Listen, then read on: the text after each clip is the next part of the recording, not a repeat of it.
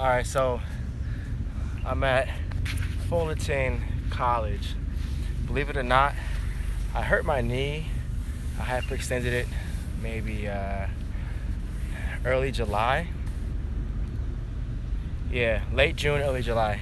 And I basically haven't been able to run. Yes, I should have gone to the doctor. I didn't. But now it's my first day back with actually training. So today all I did was a warm-up. But the reason why I'm live right now is because I have a busy day today, personal stuff, and I get asked the same questions about, what preseason stuff. And preseason stuff falls under anything that's working out. It comes to fitness. It comes down to maybe you are in football and now you're going to join track. What do you do to get in shape for a season? All those things. Questions about shoes, spikes. So I'm going to try to answer those questions. I don't know if I can see the comments right now. If you have questions, go ahead and ask them, but they must be under preseason. If not, then I'll just answer those questions later. But the questions that I get a lot are, which type of shoes should I wear? I don't know, but I do know what not to wear. The shoes you don't wear are the low-profile shoes. And low-profile shoes basically are shoes that are like the Nike Freeze. That shoe is not designed for cross-training when it comes to track and field specific. Cross-training, you could say, well, I'm doing agility footwork and I'm doing weight room cross-training, whatever.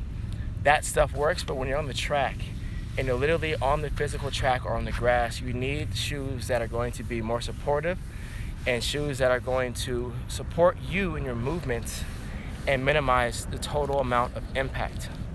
Now, just for example, I can swim, but I can't swim like competitively. But have you ever heard of a swimmer that swims as a sport and that's all they do ever complain of shin splints? If you haven't, then that would go consistent with stop wearing the wrong shoes when you're training, because you're making impacts on your joints and your bones, and you're having your body adjust to these things, and you're just wearing down your body. Wear and tear happens across all sports. You do need a recovery time to reset, and sometimes things break down. But when you add in impact, higher impact, you're just causing more situations, more problems. So the shoes that, I'm always around, sorry, they're playing baseball and the balls are flying everywhere, but I'm around the Nike products because Modern Day is sponsored by Nike. So, I don't have a favorite with them, but that's a shoe that I'm always around.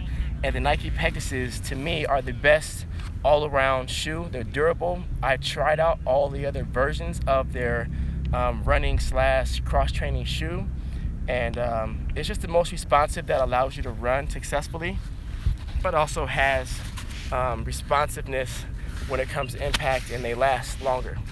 The Lunar glides, the Lunar technology is great, but it's too soft, and the problem with that is they wear down too fast. So every version of shoe has a shoe that's comparable to what the Nike Pegasus does, and I would say you go to that brand and just ask them what's comparable to Nike Pegasus. Asics has their version, Adidas has their version. You want to go safety over fashion, and if you like fashion, then you want to find the safest ones, but it's not sexy if you're on the sideline wearing street clothes and all your friends are competing. So I would suggest that you simply just keep focused and figure out what's more important. Okay, good question. How many calories should you eat? The best analogy I can put is, let's just reverse it. And let's say you're saving up for a trip to, Europe, and you're from United States. that trip, let's just say, is going to cost you $10,000 round trip for everything. And you happen to make, I don't know, $1,000 a month. Ideally, if you were to save that $1,000 a month, then you would be able to pay for this trip in 10 months. However, let's say you have bills, and those bills are $500 a month. Well, now you can only save $500 a month if you save all that money. So now you just doubled the amount of time it takes to save up for that actual trip. Now, let's say you get a second job. You get a second job and it pays you another $500 extra per month. Well, that's great. So now you're back to that 10-month period. The issue is you're working more. So you're doing more, right? At the end of the day, as you start to accumulate money, you can get your money saved up for the trip. So long story long, what I'm trying to get at with this analogy is your body needs X amount of calories per day just to live. And just typically, you know, that ranges between 2,000 to 3,000 calories. But now let's say you're running and you're doing, 5 miles a day, and that burns off, 5,000 calories or 500 calories. Then you need to have food that can fuel that amount of energy used, right? So the focus is, I'm losing my thought. The focus is you need to eat the amount of calories that you need in order to be successful in what you're doing. So you want to assess what you're burning off per day and what your training regimen looks like, and eat that amount of calories so that you can end up going to your trip. I'm not sure if that analogy kind of connected the dots, but hopefully that made sense. But basically, you want to eat the amount of calories that you're burning off. You want to replace them. If you're looking to gain any calories or gain weight, then you want to eat more calories. If you want to lose weight, you want to eat less calories. If you're looking to maintain your strength and ability, you want to maintain the amount of calories you eat per day. I really feel like that was a dumb analogy, but I hope you get it. I saw a question like something about eating or how fast can you run. Oh, Coach Mike Vu. All right. So there are, again, I'm not an actual doctor, but there are 2 versions of shin splints that I've dealt with athletes. And there's one that is, in front of your shin, and there's another one that's near the soleus, the back part of your shin. And so the front part is basically, there's a muscle that lifts your toe upright. And when that muscle is activated, it needs time to recover and relax and so on. And that muscle needs to recover. And we don't realize we use it all the time. When we walk, our toes lift up every single time. When we start training and running more, our toes lift up more aggressively every single stride we take. So what happens is that muscle gets fatigued and it just wears down and never has time to recover. And for the back side, the posterior side, is basically your soleus, and that muscle also is firing the same, and it's just getting fatigued. So the first part to help prevent shin splints is you need to get in shape. You need to correctly recover. You need to be icing every day as if you are, as if you're injured. You want to stretch as if you broke something. You want to do all the rehab stuff even when you're healthy. That's one part. You want to make sure you start slow. You just don't jump into sprint training. You want to work yourself into lunges. You want to work yourself into a lot of the basic stuff. And what that does for your body is it teaches your body how to recover. And as your body gets used to recovering all the time for weeks and months straight, then your body will know how to recover itself faster. Just like, oh my gosh, Aaron Rodgers broke his collarbone and he's back already. Well, he trains all the time. So when he breaks something, his bones are actually quicker to respond, plus whatever they shoot them up with. But we'll stay off that topic. But you get what I'm saying. You want to teach your body how to recover, and when it does that, then you'll be able to minimize any type of pain or injuries. So again, back to wearing the correct shoes. That's going to minimize the total amount of impact on your body, and that helps with some of the shin pain. So knowing your attire is very important. What are your thoughts about high carb soda? I'm totally against soda. I can't drink it. My body just sensitive to it. But I just feel that if you're shooting your body up with carbohydrates before a sprint race, like you're killing yourself. You're spiking your sugar levels.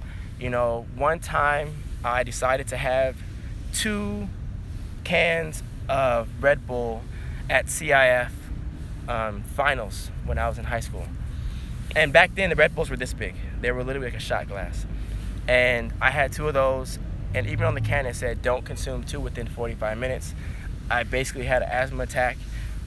So basically what I'm trying to get at is, you know, you want to just stick with the natural stuff, whether it's, you know, bananas, water.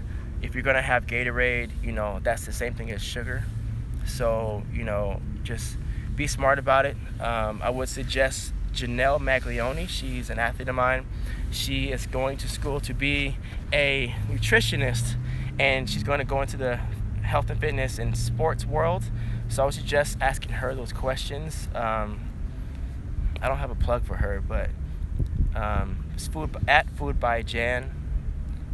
Search that on my Instagram, or search that on Instagram, and you'll see what she's talking about. She knows her stuff, so I would suggest you want to go to her. I saw some other questions. Ask it again, because I can't see the thread of questions on here. But the other question, I guess, that I get is, when do I wear spikes?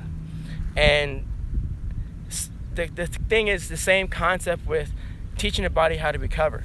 So if you go from basketball or football and cleats on a soft turf, and you go to track, you put on some thin spikes, and you're wearing these spikes, and you're jumping, you're multiplying the amount of force on your bones, the bones in your feet, your ligaments, your tendons, all these things in your feet. And if your feet aren't healthy, your body cannot operate, especially in sports.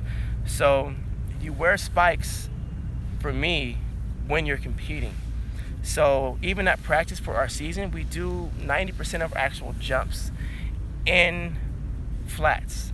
The only time we wear our spikes is when we're competing for like a high performance practice, or we're doing high performance sprints. But if we're not doing high performance stuff, we're not wearing spikes. If we're just doing tempo runs or recovery runs, just general training, I keep it really simple, and all we do is flats. And that's it, you know. So I would say you want to be in the spikes as least as possible. Only time you should be in spikes more often is if you're in high jump, because you just can't use your curve correctly. The question, I think it said, was something along the lines of how do you increase your vert? Well, if you know me, if you've trained with me, I teach how to move. And when you know how to move, you understand the concept of jumping. There are a lot of trainers out there that say you want to pull when you run. I think it's false. I'm not going to sit here and bash them, but my point of view is there are 2 variables in this physical experience we live in. One variable is our physical body, all right? And then we have the actual ground beneath us. In order for us to move our physical body somewhere else, we need to have a second variable, which is the ground. In order to move my body, the ground has to be available. And, you know, if the ground isn't available, I can't do anything. So if I'm standing in one place and I want to move forward, I press the ground backwards to move my physical body forwards, because the ground isn't going to go anywhere most of the time. So now when it comes to movement, the harder I press the ground away, the quicker my mass will move in the opposite direction. So if I want to jump, I have to push the ground harder downwards to move my body in that direction that I want to go. So now the stronger I can get with pushing the ground and creating force, the quicker I'm going to go in the opposite direction. So to jump higher is simply teach your body how to push the ground away harder. Does that require lifting more weights? Yes, it does. Does it require you to do more jump training? Yes, it does. You know, at the moment, I don't have a physical plan to give you, but if you're doing a workout and let's say you're doing 100 reps of jump training or jump squats, and the first 10 are a high output where you're pushing as hard as you can, you're able to touch the rim every jump in these jump squats, you're jumping 10 feet every time, and the next 50 seconds of your actual jump training is you jumping that far off the ground because you're dead tired. You had 50 seconds of non-maximal effort. So you actually spent more time teaching your body how not to jump high. So what I'm trying to get at is all these trainers that are out there that are just selling stuff. I'm not saying they're wrong, because some of them have some good ideas. It's just think about what's happening, study what they're saying, and then try it from there. Educate yourself. Oh, wow, that's loud. But basically, my thing is, if you're trying to dunk, let's say, then get a basketball or a golf ball or something small, or just your hand, and go try to dunk for half an hour. Literally run up, touch the rim, catch yourself, land correctly, walk back, and do that for 10 minutes straight. And then stretch out. The next week, try to do, 15 minutes, something like that. Work yourself slowly into it, and you'll be able to dunk or jump higher. Or if it's sports related, when it comes to track and field, just start bounding. Literally, bounding cures everything. Just bound. Go bound. Your goal is to travel more distance per jump. If you can bound and cover 5 yards per bound, you're going to be jumping pretty good, pretty far, pretty soon. So, when I talk, I'm looking away from the sun, so I can't see what you're writing. So whenever I pause, I guess hurry up and try to write something. I'm probably gonna answer 1 or 2 more questions because I'm eating cottonmouth, and I've done stretching for the most part. I don't know what to say. Hope you can hear me. I might start doing more of these because it made me get up and work out, and this knee feels a lot better. I'll tell you my process of what I did, not now, but when it's finished, of how I took some alternative holistic ways to recovery, because I really do feel I had a torn meniscus, to be honest. But it's healing, and I didn't do anything to it but look at it. So I wouldn't recommend doing that, but I'm in no rush for recovery because I have a long life to live. So all right, I'm just rambling now. I'm gonna wait maybe another 10 seconds for a question, and then I'm out of here. My goddaughter has a basketball game. I'm gonna go watch her play. Waiting. Okay, all right. For those who are in the room right now, thanks for watching. For those who ask questions, thank you. And yeah, I think I'll start doing this a little more often. In the meantime, shoot me an email at info@KeinanBriggs.com, and I will answer those questions in our conversations. How do you work on your arch for high jump? I'm assuming your back bend for high jump. I'm going to complicate this answer, but in the high jump, doing the actual back bend is the last thing you should be concerned about. If you have a PR of 6 feet and you physically can never jump higher than 6 feet, then I would suggest working on your core displacement, which is your back arch. Because if you're maxed out at how far or how high you can jump, then you want to start on manipulating and modifying the body to create more height. So my thing is, each year, what I do for my high jumpers is we start doing the back bend or arch later towards season once we've maxed out their physical jumping ability for that season. So if you're in high school, my thing is just stick with learning your approach, being consistent on your approach, being consistent with your takeoff, mastering the entry of your jump, mastering getting off the ground. And once you finish that and you are jumping 7 feet, then start working on manipulation of the body. I would just say right now, don't worry about the arch too much. Do you need it? Yeah, you do. But the more important part is just your actual rotation. So if I have a stick, do I have a stick here? If I have this wristband, right, this is my body, you're talking about jumping and then curving over the bar, bending over the bar.